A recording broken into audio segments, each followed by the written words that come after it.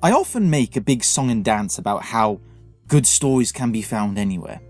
Well, it's time to put my money where my mouth is and put my first ever music album under the magnifying glass, to literally talk about how stories can be made out of, well, a song and dance. And what better way to start than with one of my favourite bands, Muse, and their conceptual album, Drones. Music faces a unique challenge when it comes to telling a story, in that it's not the main purpose of the medium. Movies and books tell stories. Music is, well, what is music for, really? It's entertainment, sure, but isn't there more to it than that? For me, music serves to create or enhance a mood. Music can relax, excite, enrage, make you smile, or make you cry. And it can do that even when you are feeling in a completely different mood prior to listening to it. It's also the only form of entertainment that doesn't require your complete attention. You can leave the music to play while you cook, exercise, chat, or even just sleep. So, how do you match this format of entertainment with telling a story? It's a challenge, to be sure, hence why those albums that tell a story are rare compared with your straight-shooting, one-track-at-a-time album. And even then, conceptual albums can be very hit or miss, often failing for not committing to its story enough or too much, when there's filler tracks to simply move the story along, for example. I mean, sure, you get songs that tell a whole story in one go. Eminem's Stan is a prime example of that.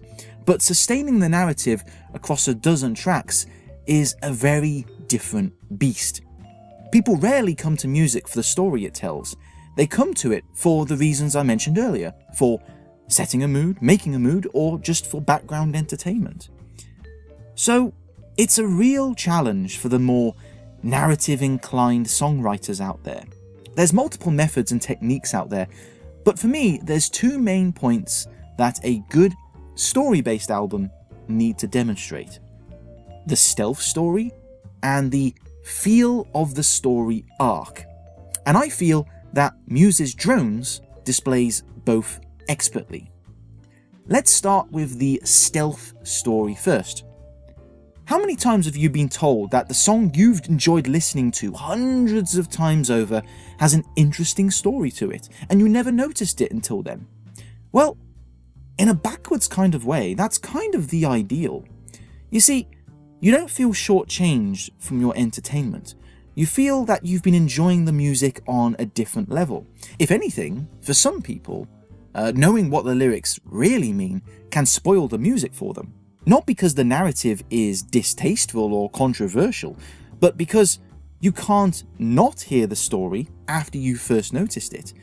People prefer their music to complement their lifestyle as a form of escapism that doesn't intrude, while stories, well, they push a specific agenda, that's the point. They demand attention and a certain thought process from the listener. Now that can put off listeners who just like their music to be something that makes their commute a little more enjoyable, or something to unwind with at the end of a long day. It's why people understandably raise their hackles whenever an album strips away all the music for a bit of tuneless narration, yeah? Someone just speaking words, yeah? Now a good story can enhance the music in the same way a good soundtrack enhances a movie, but it should never overpower it. The story should be inserted stealthily, threaded seamlessly into the fabric of the sound. Lyrics are deliberately opaque, painting the underlying narrative in broad strokes without filling in the detail. If the lyrics explicitly spell out what is happening, it sticks out and can irritate those who simply wish to enjoy the music. Look to songs like Feel Good Inc. by Gorillaz, with lyrics and accompanying video signalling the dangers of excess and the loss of innocence. But you don't need to know that, do you? You can simply enjoy Feel Good Inc. on a surface level because it's a great tune. Now, this isn't to say that listeners don't wish to be challenged. They do, of course, sometimes. But rather they prefer to make up their own mind about what the music means to them. Music can be a very personal thing. That's why the best concept albums are often interpreted in different ways. The meaning was never clearly laid out. Oh sure, we get a general feel for the themes and the vague direction the story takes, but the finer points are left to the audience to fill in, if they want to. Coming back to Muse's Drones, I think all listeners can agree that the album has an anti-military, anti-authority stance, and there seems to be a character who falls into the system, becomes a drone, before breaking free of their oppressor. But beyond that, beyond those broad strokes, the detail of the story is unclear. At times, it's downright contradictory. The band has said that the protagonist is meant to be female, yet there's evidence in the album to the contrary, such as the male screams of "Aye, sir" on Psycho. In fact, Psycho itself paints a picture of military-style mental abuse, but other songs like Mercy, and again the accompanying video, allude to a more scientific theme of mind control. Now, some have said that this is a downside, that the concept of drones is unclear. But on the contrary, I think that this is the greatest sign of a story that has been stealthily inserted into the music. It's up for interpretation. After listening to Drones from beginning to end, we all get a rough sense of the story told, while having individual elbow room to fill in the blanks ourselves. Personally, I latch onto the opening lines in Mercy, where we have lines like, "I tried to change the game, I tried to infiltrate, but now I'm losing." So for me, the protagonist was some kind of double agent who is failing to stay true to themselves.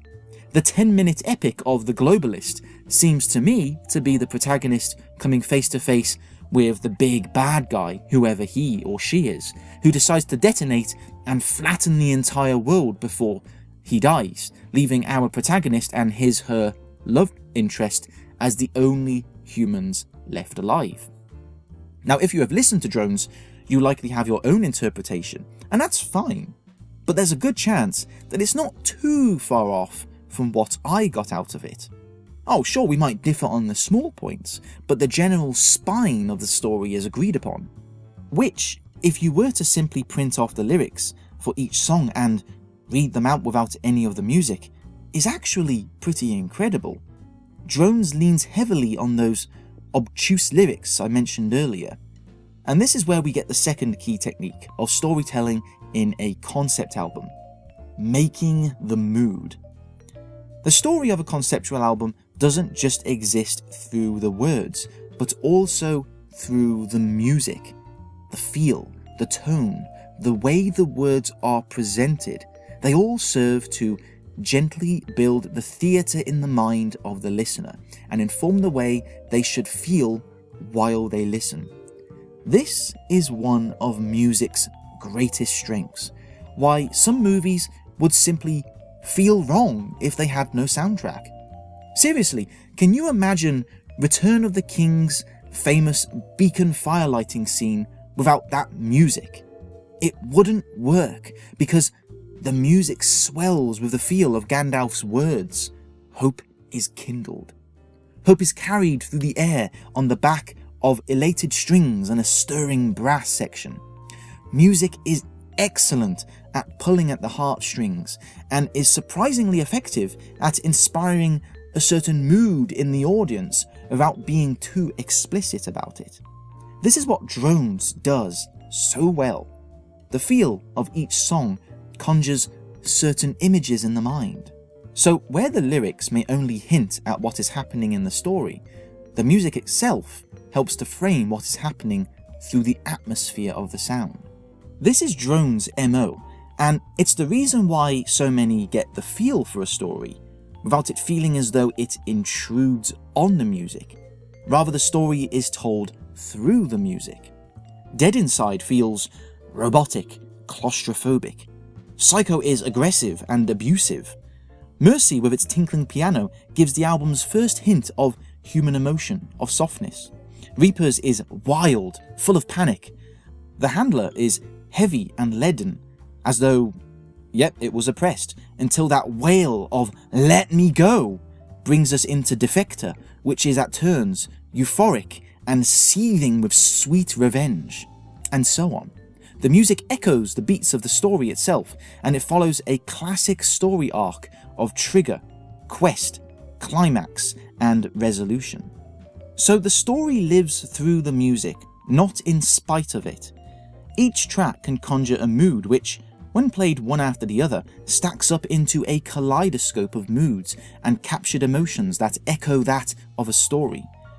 If this is combined with the stealth story method, then you are coming close to finding what all the best conceptual albums share. Music that can be enjoyed on a surface level, but with hidden depths for the more perceptive listener to delve into if they wish. But the music must always come first. I know I've repeated this ad nauseum about how the story comes second on music albums, but let's be real here. When we have a movie we enjoy, how many times are we going to rewatch it in, let's say, a year? Twice, maybe 3 times if it's really good? Now, how about an album you enjoy? You're going to replay it at least 20 times or more, much more than you would replay a movie. So no matter how good a story is, it's going to lose its shine after a couple of playthroughs, whereas music is much more durable when it comes to replayability. Being overly pushy on the story front on an album is going to dramatically affect its shelf life, no matter how good that story may be. It can be a tricky balance for music to tell a story, primarily because of the listener's preconceptions about what music should be. But when that balance is struck, and I believe Drones is a perfect example of this, we get albums that transcend into something else. Pieces of entertainment that work on multiple levels. And don't underestimate how much of an achievement that is. And that's it for today's showcase. Thank you very much for listening. The written version of this is going to be on my website. Link is in the description below, along with links to my social media, as well as links to my Patreon if you wish to contribute towards my work. Thank you very much, and I will see you next time. Bye bye.